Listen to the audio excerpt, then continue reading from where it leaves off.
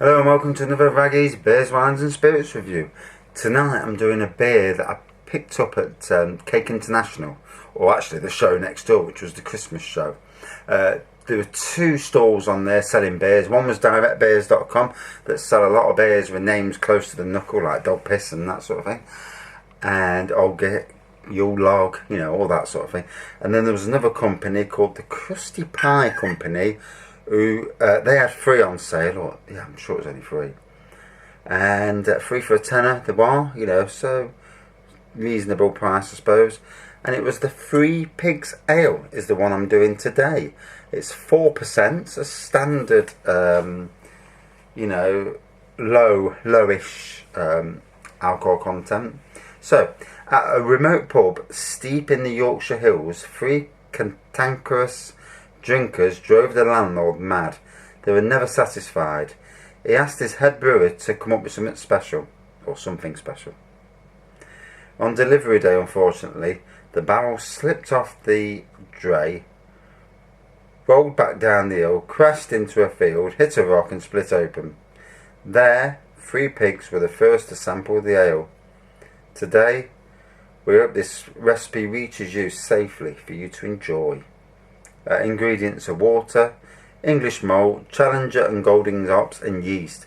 So it doesn't really tell you anything about the style or anything like that. So taste, smell, looks, and these days, you know, if I am a customer, also a reviewer of sorts, not professional by any means, but for me, I want to know what it smells of, what it tastes of, and what I see, and also what type of beer.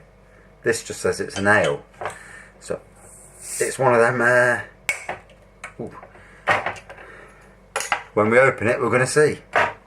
So, virgin beer for myself. Never had it before, and like all virgin beers, you know, you want to sample it. So it's looking like some sort of golden ale. Good carbonation, white head. Yeah, really good lacing on that. Can you see it in there? Yeah, I can see it on there now. Yeah, good white head on it. Ooh, nice, subtle citrus aroma to it. A little bit of grapefruit in there.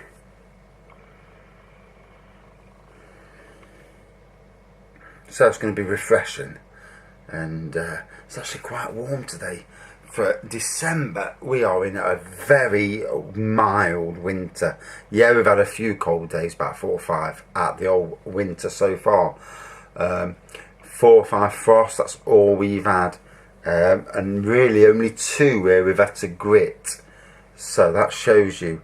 This time last year, we'd already had 2 lots of snowfall, and we'd gritted loads. So a massive change in seasons. What happens after Christmas, we don't know, but for the foreseeable future, the next 2 weeks, it's looking mild and very wet. We are looking at an extremely wet winter. And as a gardener, do I want wet or do I want cold? I'll always go for wet, I'm afraid, because I can't stand the cold. You know, I'd rather be warmer. Yeah, it's wet, but you can put it clothes on. When it's freezing cold, it's a lot harder to get warm. So yeah, nice looking pie, nice gold light amber colour, you know, I'd call that. Good white, crisp white head.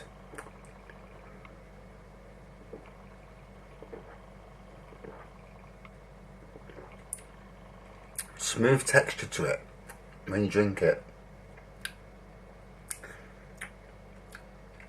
Definite citrus taste to it, but nice, not overly citrus, just nice, you know. It's not hoppy, too hoppy in that respect. Quite a nice ale, you know. This is room temperature, so room temperature being about 20 degrees. In the summer, from a fridge or in a cooler temperature, it'd be interesting, you know. Probably more of a summer beer.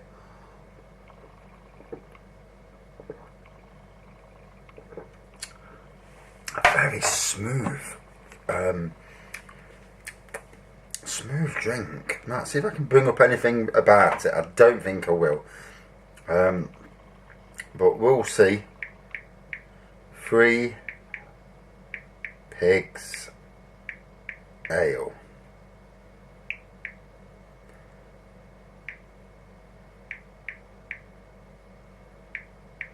Crusty pie. Three Pigs Ale, crusty pie.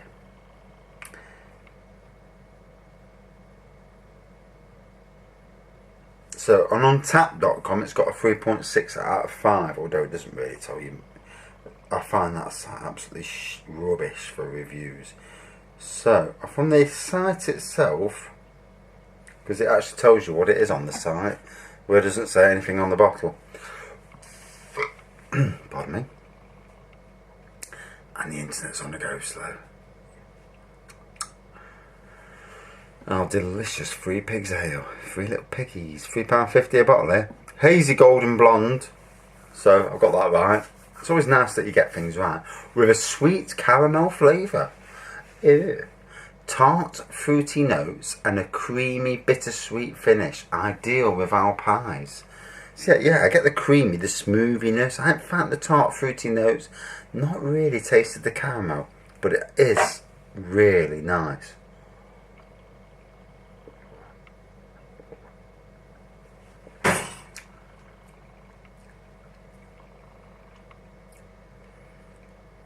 There's a hint of tartness there, but it says nose, doesn't it? So yeah, the caramel flavour.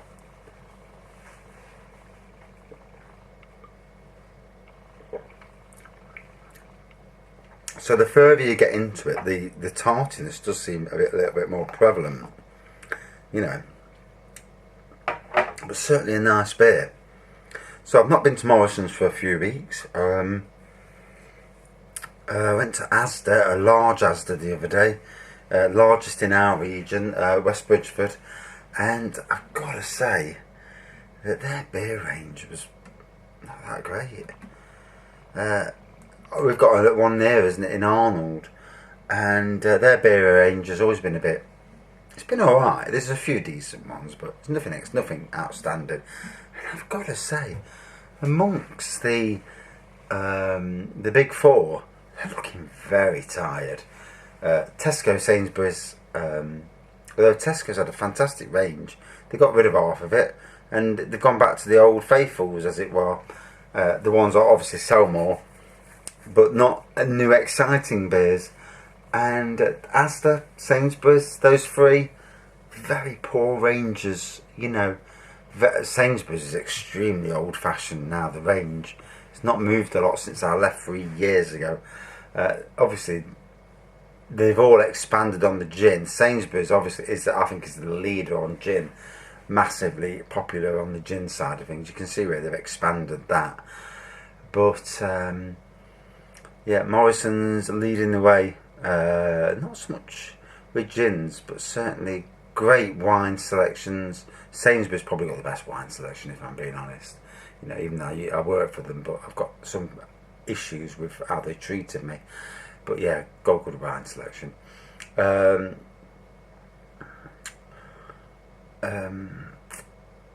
Morrison's, the beer is, they've got a great selection. Waitrose have got a good little selection, and Marks and Spencer's. The problem with theirs is the price. It's a very pricey selection. And then when we look at B&M and Own Bargains, for me, you have to go weekly and go to the bigger ones. Don't go to the small ones, because you know you struggle to get different varieties. But some of the varieties, you know, once you see a variety you've never had before, get it, because you probably won't ever see it again.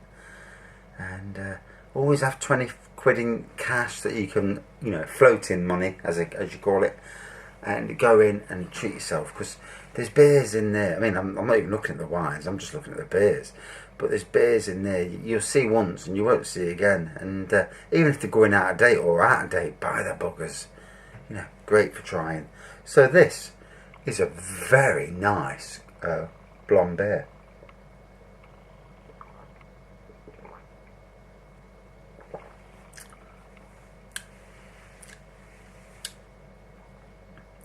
that creamy bittersweet finish it talks about, it's all there, you know. It is smooth, creamy, you know. There's a twang of bitter, there's a tartness.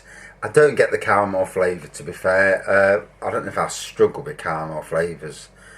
And I like butterscotch, which is a version of caramel.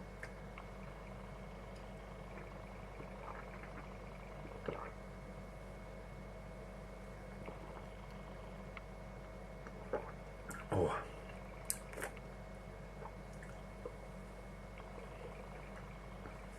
Absolutely spot on. That was very nice. I won't say it was top 10, but for a 4%, it tasted a lot better than a lot of 4% beers. You know, amazing how something can blindside you. That was quality. So, for the Three Piggies ale, and this is the second one of these, and the first one was very good as well, if I remember rightly. This little fella, 4%, and I don't usually, as a rule, anything below about 6% doesn't get big scores. But this fella, you know, it's an absolute perler. So I'm going to give it a 4.55 out of 5. That was really nice. You might struggle to come across it unless you order from the online site, which I'm looking at. But yeah, absolute perler. Keep an eye on that. If you ever go to any of these big shows at the NEC, festivals and them sort of things, you may well find it there. But yeah, well done. Wow. Thanks for watching. See you soon.